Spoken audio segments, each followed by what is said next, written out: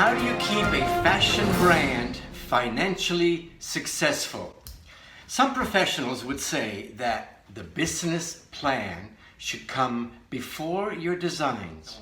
But in all my years of experience in the industry, I have noticed that in every company, there's a creative side and a business side. You need a strong business side or you will fail.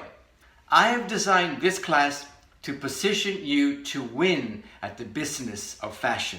I have broken it into 3 parts. In part 1, we'll talk about theories of business, which can be applied to any company, not just fashion. And I'll walk you through how to create a strong and solid business plan. In part 2, we'll talk about the practical side of your company, like where and how is your line manufactured? Should you produce your collection domestically or overseas? We'll talk about having an online presence, an online store, your own website. And we'll talk about Shopify and Shopify stores and print on demand and distribution channels and so on.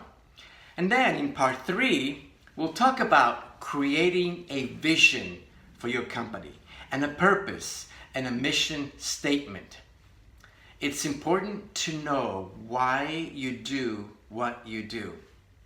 And finally, we'll talk about quantum physics, quantum thinking in fashion designing. Are your thoughts aligned with your vision? Is your thinking creating real solutions?